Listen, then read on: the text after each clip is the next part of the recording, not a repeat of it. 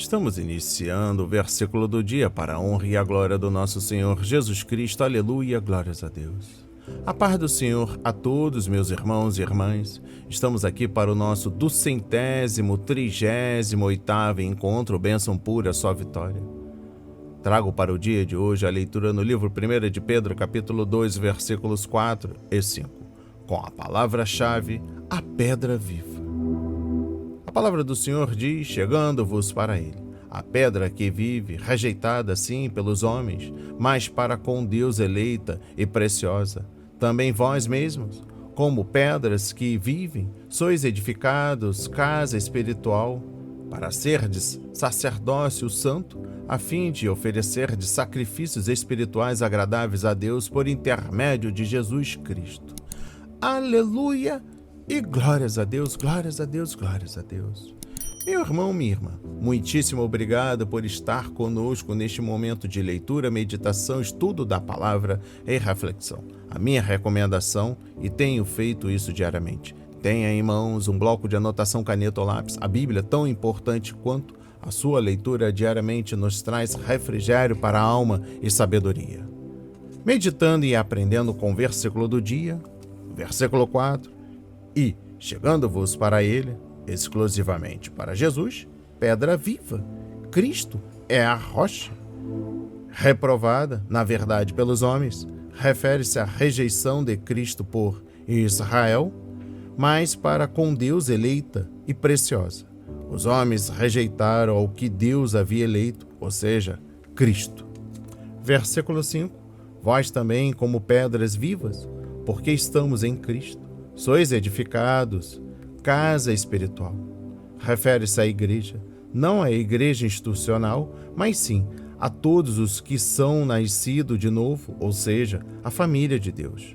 E sacerdócio santo, todos os crentes nascidos de novo são membros do sacerdócio santo, mas só Cristo é o grande sumo sacerdote, para oferecer sacrifícios espirituais.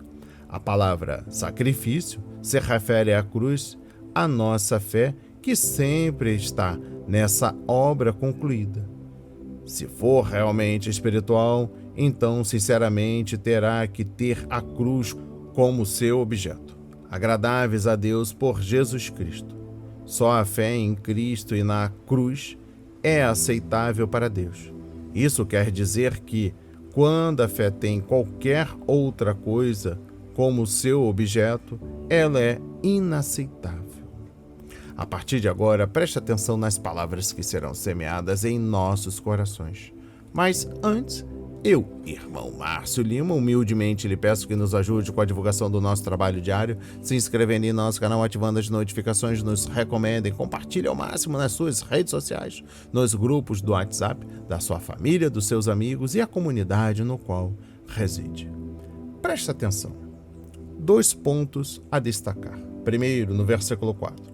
Chegando-vos, chegar-se para permanecer e gozar de comunhão íntima com ele, já que a nossa atitude a respeito da pedra é idêntica à de Deus.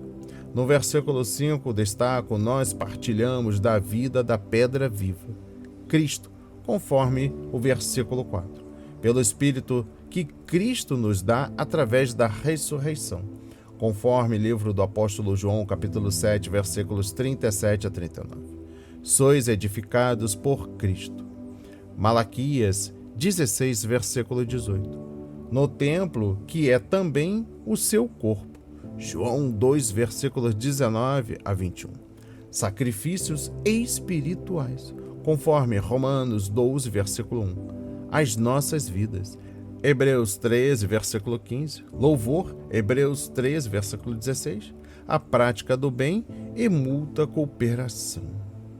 Aplicando a mensagem na nossa vida pessoal, aí eu peço que vocês estendam a leitura até o versículo 8, amém? Ao descrever a igreja como o templo espiritual de Deus, Pedro mencionou vários textos do Antigo Testamento, que eram familiares aos seus leitores judeus cristãos. Salmos 118, versículo 22, Isaías 8, versículo 14 e capítulo 28, versículo 16.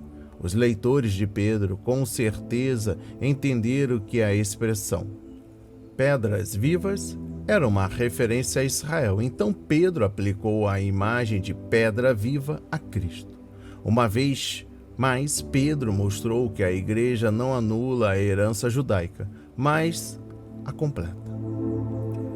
Um outro ponto importante na nossa aplicação pessoal, Pedro retrata a igreja como um templo vivo espiritual, tendo Cristo como o alicerce e a pedra de esquina. E cada crente como uma pedra deste edifício espiritual. Paulo retrata a igreja como um corpo, com Cristo sendo a cabeça e cada crente como um membro, conforme Efésios 4, versículos 15 e 16. Ambos os retratos enfatizam a comunidade. Uma pedra não é um templo ou sequer uma parede.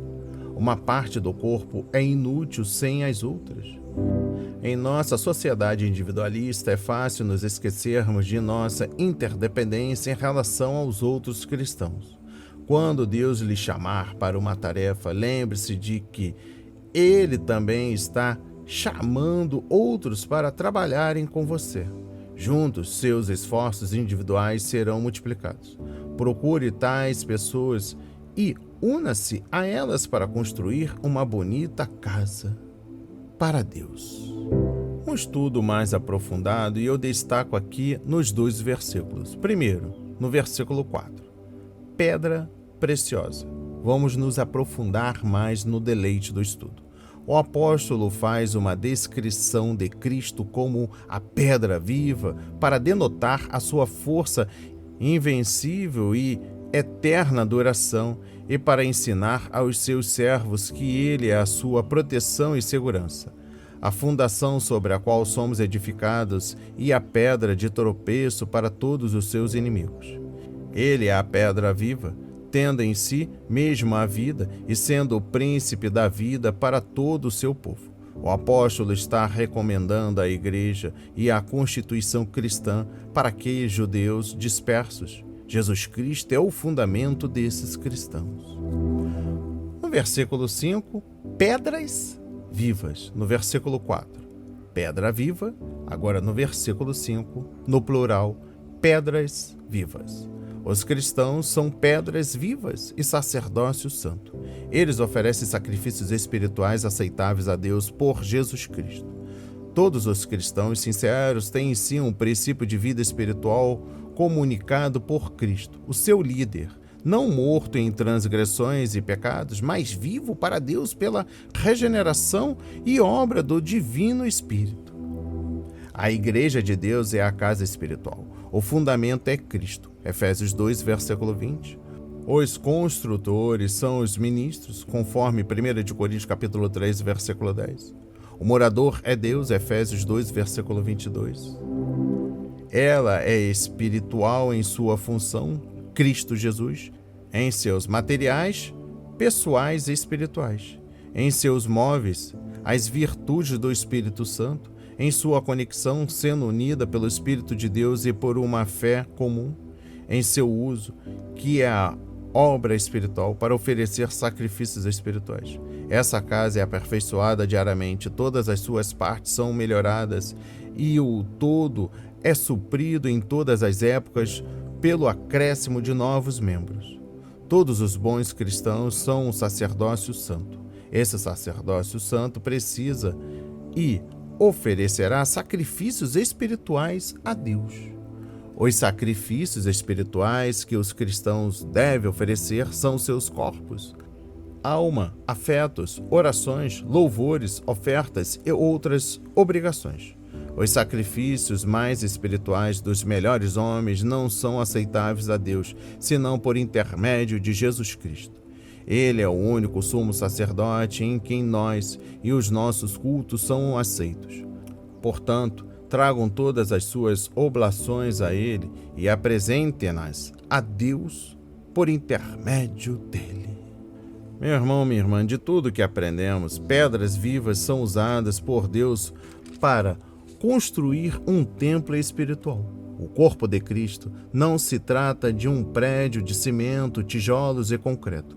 Deus não mora em prédios mortos. A fé, confirmada pela experiência de que o Senhor é bom, abre a estrada do crescimento e muita coisa boa e bonita é feita por Deus através de seus filhos, o povo exclusivo do Pai, sacerdotes do Rei, que anunciam as coisas maravilhosas que Ele faz.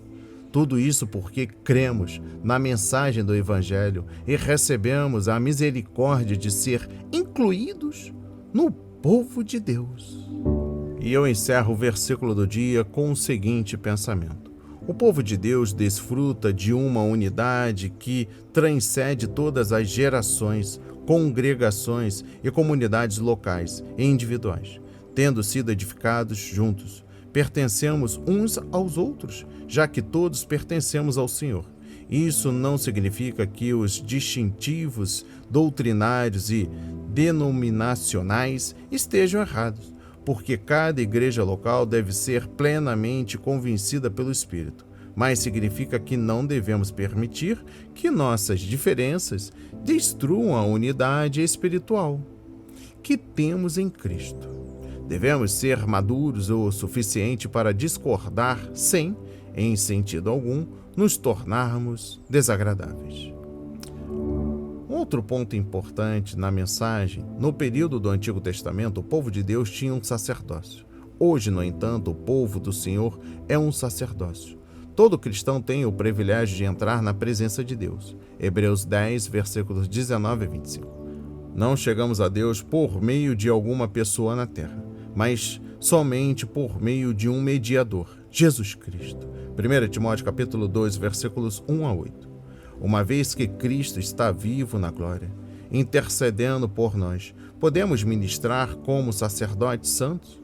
No entanto, o fato de cada cristão poder ir a Deus pessoalmente oferecer sacrifícios espirituais não deve encorajar o egoísmo e o individualismo. Somos sacerdotes juntos, servindo ao mesmo sumo sacerdote, ministrando no mesmo templo espiritual. O fato de apenas um sumo sacerdote e mediador celestial existir indica a unidade entre o povo de Deus. Embora devamos manter nossa caminhada